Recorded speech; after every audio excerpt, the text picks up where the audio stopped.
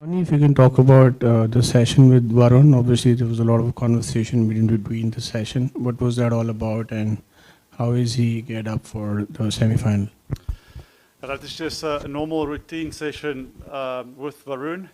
He really enjoys just to have a single wicket practice a day before the game where he can mentally just go through his process. I mean, the conversations we've had is just about sort of clarity and for him just to walk away feeling good about his bowling. Coach, team had a lengthy session yesterday, but there are news reports going on that that session was delayed by 1 hour due to superstition, lunar eclipse. Is there any truth to it? If you can explain a bit. Look, I mean, I was told about the lunar eclipse, and the session was pushed backwards. But I think the most important thing to focus on was the quality the guys put in that hours with the train, which was great to see. Morne, hi. Just wanted to check. India also hasn't had the perfect game coming into the semi-final, just like England. So, what have the conversations been like in the team leading up to the big semi-final, India versus England? Yeah, I mean, for us, that is something we haven't really spoken about the perfect game. I think the quality of this team has been shown that on the day somebody can put their hand up and put up a performance, and then hopefully now in the last two games, especially now tomorrow night, we can put that special performance in. All we can do is work hard at training. Unfortunately, we all know how the game goes. That success is never guaranteed, but if we can give ourselves the best chance to go out and perform. That is what we strive for, and a big occasion tomorrow night here, semi-final. A great stadium to play a great game of cricket. So hopefully the boys can rock up tomorrow and just be calm and execute those skills. The pitch for the first match against USA, we had a tricky one. So how does this look, and are you prepared for a kind of a different approach for this? Yeah, to be honest, we not quite sure a day out how the wicket is going to play. I'm pretty sure you experience walking here. It's a lot hotter all of a sudden in India. So in terms of moisture and allowing the wicket not to dry out, I think it's going to be key, or for it to play well. So again, that's something that we can't control. Obviously, we try and keep our bases covered as best as possible. Team selection will go in terms of what do we see on game day, and then from there we just need to be smart in our skills of reading the conditions and adapting to it. Yes, plan A is you go in with some sort of idea, but the key is to find that skill of how to play on the wicket on a specific night. I mean, it's something we can't control. Morne, you always highlighted about the dependency factor, not to be dependent on one or two bowlers in a tournament like this, in a World Cup like this. But in the last since the Pakistan game, Indian bowlers have conceded more than 175 runs in each innings. And Varun, obviously, he hadn't had the best games. So do you think that there is a little bit of reliance on Varun, because opponents like, with due respect to Netherlands and Zimbabwe, they have also got runs against our spinners and the rest of the bowlers? Yeah, they're good teams. If you look at the scores in the World Cup and the surfaces, it's good. It's been good wickets. So I don't know if you expect us to bowl every team out for 120, 150. We're in a semi-final and we've won games of cricket, and the guys have done well. There's at times where I can remember we had Rinku and Talak bowling in certain games, Booms and those guys not bowling their full quota. So I think for us, it's not how you get to the semi-finals. It's the next couple of, 2 games, how we're going to play that. And players, they play well. We know the margins are small in India, bowling especially. I don't read too much into that. Hi, Morne. The last time the two teams played here, India won by 150 runs. I know bilateral dead rubber is a bit different to a T20 World Cup semi-final. But can you just touch upon the differences England have made in the 13 months since you last played them in a T20 series to now? Yeah, I think playing against England, a team that's street smart. Obviously, there's a lot of quality in their side. Batting quite long, deep, which makes them a very dangerous side. And then, with the ball also, they've got wicket-taking options. I think the way they approach a T20 game, fearless, trying to take the game on, will give you opportunities and makes them a dangerous side. So I feel tomorrow is going to be a good shootout between two aggressive teams, and the side that can hold their nerves and play the conditions and read some of the conditions quite well and the quickest, I reckon will come out on top. Morne, third T20 World Cup semi-final in a row against England. So what learnings can you take from the previous games? One you have won and the other one lost in 2022. And also the areas that you need to work upon apart from the catching ones. Yeah, obviously fielding is something that we speak about a lot. That I think at times we're guilty, if we're honest, of giving away maybe 15, 20 runs in the field. So that's one aspect that we keep on working hard and asking the guys to really step up on. And then, in terms of learnings, there's always learnings and growth that we take. But especially looking at this game here, we don't want to overanalyze too much of the past and games played. I think for us it's just again focusing on what we've got in front of us, and we have to be at our best tomorrow to beat England. Hi, Morne. What's your reading about this pitch, which looks pretty green at the moment? And do you expect it to remain the same? Yeah, like I said, I'll probably have a better indication in terms what the surface is going to play like tomorrow. At the moment, because of the heat, they have given it a little bit of water, so it's quite soft. So it's quite hard to get a proper 100% accurate read on it. But are we expecting it to be a good wicket, high scoring game? We're preparing ourselves for tough conditions, and then from there we will assess. But so I think if you go in with a mindset that it's going to be a high scoring game and we need to be up at the standard, that's a good place to be at. Morne, of course you have played a lot of cricket here at this venue and seen the other teams play and India play here. What are the real challenges which come along when you play at a venue like Wankhede, dew, the sea breeze, the pitch offering assistance to batters, a high scoring venue? So what are the challenges like, and how do you kind of prepare your matchups and tactical calls venue specific wise? So what are those conversations like when you prepare for a game at a venue like Wankhede? Yeah. Look, I think dew is always a big concern. But that's again something you can't control the toss. I think here at Wankhede there's always that extra bit of bounce. Guys can trust the bounce and hit through the line. But in saying that can also, as a bowler, bring you into the game.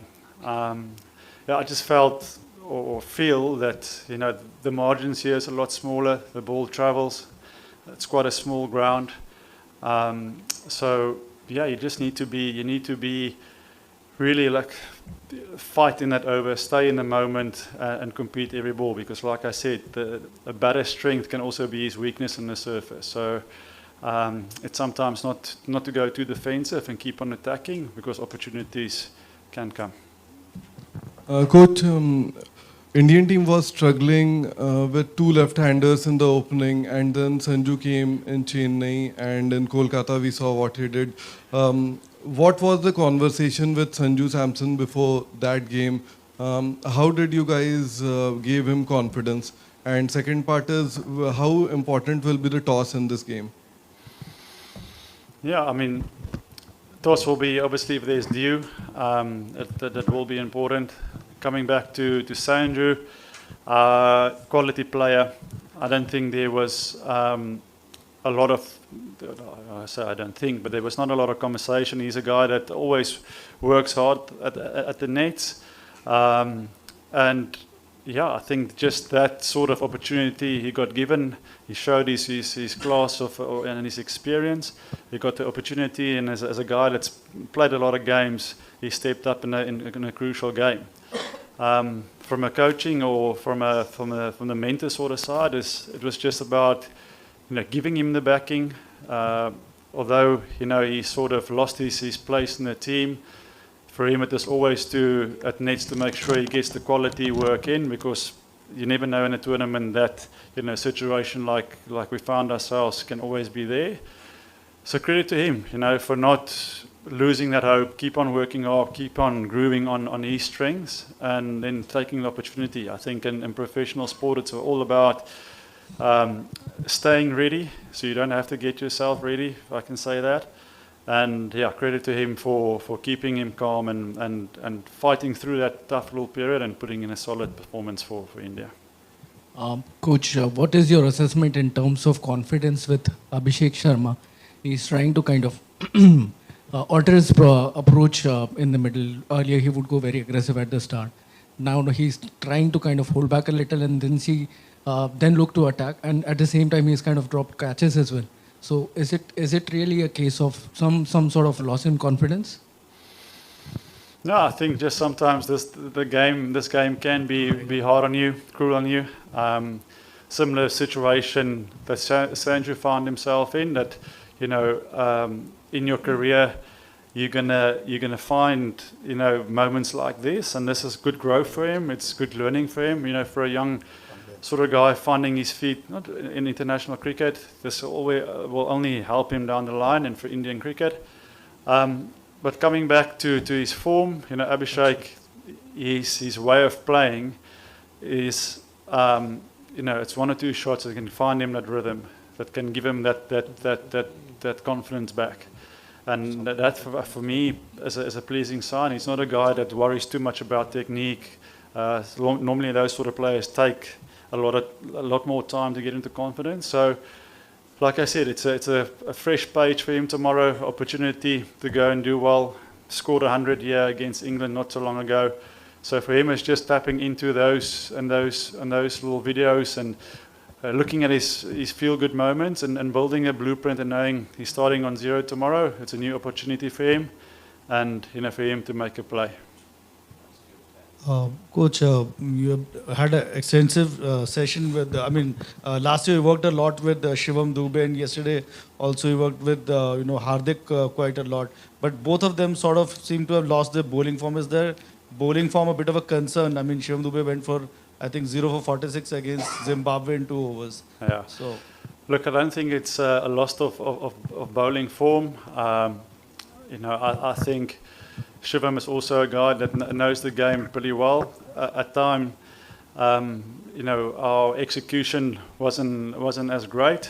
Maybe thinking behind bowling the ball, but in terms of form and bowling, Shivam is a guy that's always going to give us potentially an over or two. And then for him, the most important thing is to make smart decisions, with the ball. So I think that's one area we would like to improve with him sometimes, is just his ball execution, because let's be honest, teams are going to go after him. He's going to be the guy that's going to be put under pressure, which gives us opportunities, to take wickets. So if we can get that thinking process with ball in hand a little bit better, a little bit smarter, that will be a good one. Morne, you've obviously worked closely with Varun now. What sort of bowling mindset that he come with? When there are games when he goes for some expensive overs, which can happen in this format. What does he go back to? Does he try to add layers to his bowling? Does he rely on sort of planning in terms of matchups for the next game? How does it work? It's a tricky question to answer here now. Obviously I can't reveal his process, but I keep on telling him that in our bowling lineup, with the skill and variation Varun's got, he's got the ability to take a wicket, almost every ball. So if the boundary, or if he goes for a boundary, or if the ball, he bowled, it's not executed as well as possible. For him, it's just to move on to the next one and make sure he commits to that next ball. I think, he's a highly skillful guy, hard to pick once you walk into the crease. So for him, it's just about getting that confidence with the ball, getting his speed, his length, control right, and not try and overthink it. I think with Varun at times, to his credit, he wants to be a big performer for the team, so he'll put a little bit of pressure on himself. But he's a match winner for us, and for him it's just to stay and bowl every ball and make sure it's his best ball. Morne, you spoke about 15 runs conceded in the field. India's dropped 13 catches in this tournament. It's a problem that's been accompanying us for a long time in England, in the Test series, or the Asia Cup as well. How much does it pull a side down when you put down as many catches as you do? Yeah, obviously, nobody looks to drop a catch on purpose. Like it's not like we don't train it. There's a lot of focus going into our fielding, and that was one of the key points heading into the World Cup here. So the guys do train and work hard on our fielding. At times, is it a mindset thing? I can't answer that. But yeah, like I said, for us it's just to keep on doing the hard work, really focusing on specific getting certain players into the hot spots and the right areas. And at times it's hard to do that because you're also working against overrate. So that's the responsibility that the players need to take on the field, is to find yourself in a position in the hot zones and to work a little bit extra. And if we can get the right players in those positions, hopefully we can take the catches.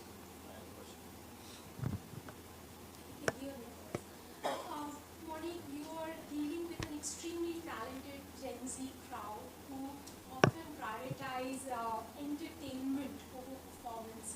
How easy or difficult is it to help them understand that performance is the key and entertainment follows? I'm asking this question because I saw that video by Hardik Pandya ahead of the previous match, where he's asking the guys to go out and entertain. Yeah, I think that has been the identity of this team. We are a young, exciting group that wants to play entertaining cricket. Fans pay money to come and watch these guys do their thing. And what a way, or what a mindset to have to go into a game where you think it's a high pressure game, but if you can simplify it and say, listen, if we play our attacking, entertaining brand, the rest will fall into place. So I thought it was a great message from Hardik. That's when they at their best, is when there is sort of not a lot thinking about the moment, but just going out and be entertainers. I think that is one way to free yourself up as a player and to take the game on. We said earlier that both teams are going to look to do that. So I think, that's good for the fans. It's good for all of us if they play that attacking, aggressive, entertaining game.